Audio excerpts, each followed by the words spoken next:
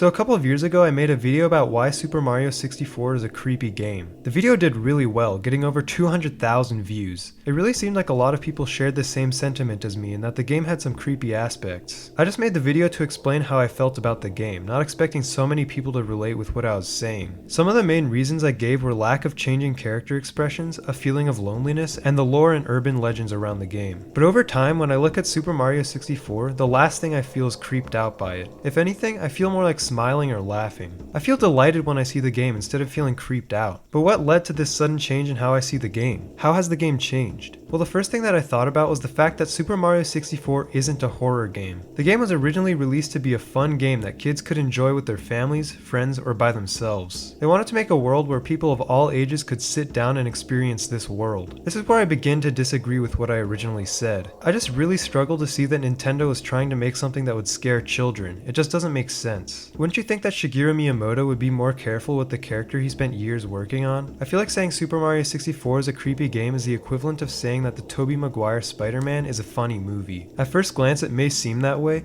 but when you dig deeper you come to find that the intention was to make a thrilling superhero film, and that it really shouldn't be taken as a joke. The same goes for Super Mario 64. There may be some unsettling things about the game, but once you realize the artist's original intention, it doesn't seem that way at all anymore. Obviously before, I had thought about the game being made for kids, but that doesn't necessarily mean I knew that they were going for the squeaky clean approach they went with. Over the years of doing research for this channel, I've realized that Miyamoto would do anything in his power to make Super Mario 64 as friendly for a large audience as possible. This is where I changed my thoughts on how the game could be creepy at all. The only part about the game that could possibly be considered creepy is the haunted house stage, because you know the developers were intentionally trying to make a creepy stage, but that only applies to a single stage. Having a creepy stage in the game is more like having a scary ride in an amusement park. The ride might frighten someone a little bit, but it's more for your amusement. People don't leave Disney World thinking, that was fun, but that Tower of Terror ride will leave me scarred. Nintendo trying to make the level haunted by making it feel dark and having enemies like the piano and Mr. I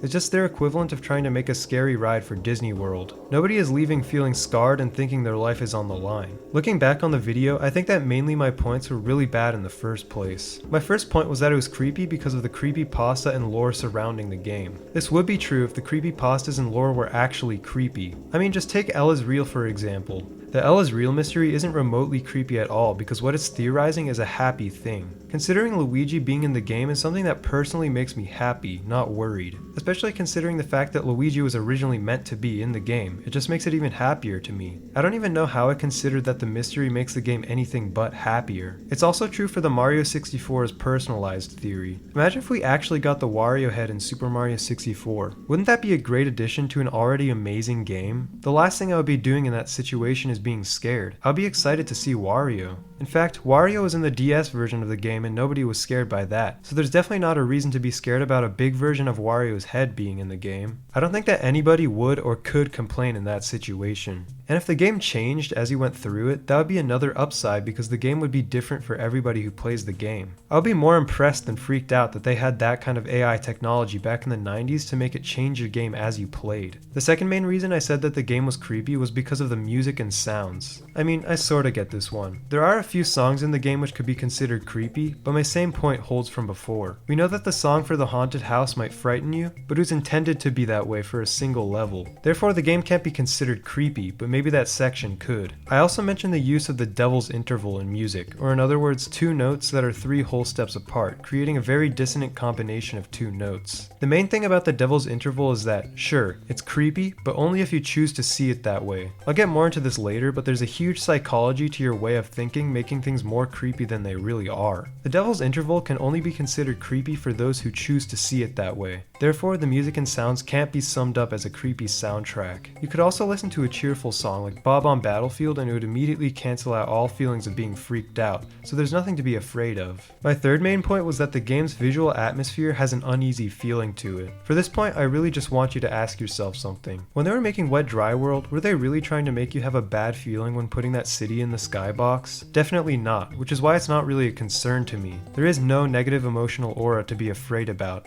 because in reality, the only thing to be worried about is getting thrown off the cliff by a Chuckya or getting electrocuted by the amps. The stage is now just relaxing and makes me feel positive feelings. I also mentioned the characters having static facial features making the game feel more ominous. But looking at it further, the characters having static facial features isn't Nintendo's fault. Given the limitations of graphics at the time, the N64 wasn't powerful enough to give every individual character a bunch of different facial features. It makes sense that they looked like that, because the game would be a laggy mess if they tried to do too much with the graphics. People were just expecting too much from Nintendo and in turn called the game creepy, including myself. My final point on why I thought the game was creepy was the loneliness of the game. This one I really can't agree with anymore. The game is filled with all kinds of characters, giving you no reason to feel lonely or like you're being watched. I mean, just walk around the castle and there are toads everywhere. Go to Bob-omb Battlefield, there are bomb friends everywhere. Go to Cool Cool Mountain, there's a joyful snowman with a big smile. Returning that penguin to its mom certainly doesn't feel creepy to me. Plus, I don't even know what's bad about being alone in the first place. As an introvert, I like being alone a lot, so I'm definitely not scared by it. That was pretty much all of what I covered in the video, but I have more counter arguments. I think a lot of what changed my opinion had to do with the reception of the video. The video's reception was almost completely positive, which I'm very grateful for, but there were some comments which really got me thinking about my opinions and whether they were acceptable or not. The first type of comments I got were comments that said, "Take a shot every time he says creepy." This kind of comment really got the ball rolling in my head that maybe I was going a little overboard with this whole creepy thing. It made me think this even more when I got the same comment 9 times. With the amount of times I said creepy, I think that I was unintentionally brainwashing people into believing that the game is something that it isn't. All over a kid's game.